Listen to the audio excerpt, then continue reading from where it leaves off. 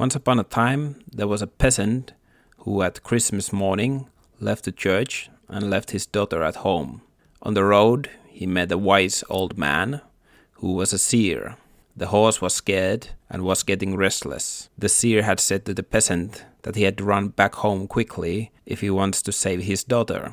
The seer promises to follow him along, so they turned back. But the horse, that was otherwise a steady runner, didn't want to pull until the strange old man sit in the sledge next to the peasant. When they arrived at the house, it was full of horses and all kinds of items, and full of joyful sounds. When they opened the door, they noticed that it is full of mountain guardians. There was a large feast on the table, and all the plates were full of gold and silver. Peasant's daughter was dressed as a bride and was wearing a golden crown. After seeing all this, the peasant threw his puukko over the head of the bride, so it stick on the wall. Everything what was given to the girl, the crown and the beautiful bridal clothing, was now to be hers, because the trolls didn't have any power over the bride anymore. Then the seer threw a hymn book on the table, shouting that all that is on the table has been written in the Lord's name. And after that, everything that was on the table was to be his. Trolls hurried to the troll and ran with such fast pace that you can only hear the wind. They had to leave all the gold and silver behind them. The peasant donated the crown to the Church of Mora, and there you can still find it apparently,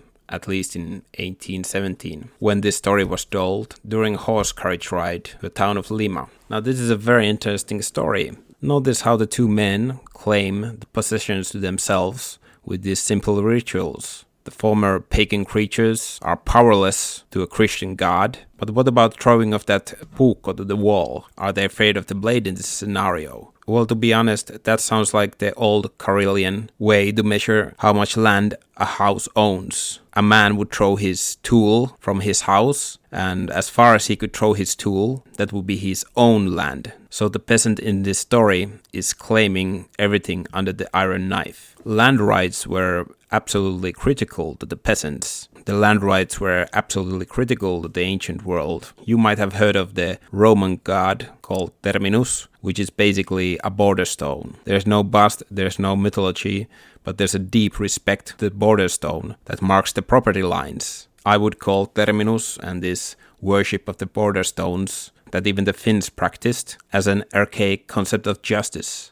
If someone would move a border stone, then the border guardian would curse them and shout at them. They were holy things, and if you would break the order, you would cause a lot of misgrief. And I guess that would happen in old tribal societies, and it would lead very quickly to warfare. The guardians of these stones were turning into trolls and demons with Christianity, but they still served a purpose and kept people not touching the border stones. Now a stone is a very easy way to resolve a land dispute. It is a clear landmark where you can settle that this is where the line comes, and what is yours is on this side and what is mine is on the other side. As I have talked earlier, there were these giants that threw stones over places, and the places received their name after it.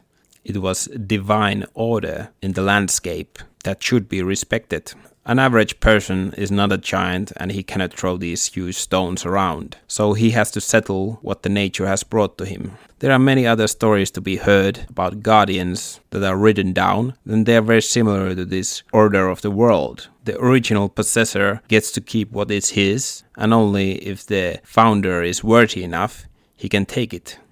There's another story that also comes up during a similar journey. Let me tell you that one. In the same region, there were mountain guardians who were guarding the silver treasures in the mountains. Long time ago, a man from Orsa, a Thailander, had passed the mountains and had seen a liquid silver running down the forest. He filled his pockets with the silver, but every time he had to turn home, he always returned back to the mountain. Finally, he had to give back his silver, or most of it, and promised to give rest of it to the church. Only then he was released from this trap of the mountain guardians. It sounds like a raw deal, but from here, the story of the forest, for example, has formed, in my opinion. The peasant population dreaming how to break free from this toil of life and breaking these sacred orders given to them by these guardians of stones and mountains. But mountains are unmovable, aren't they?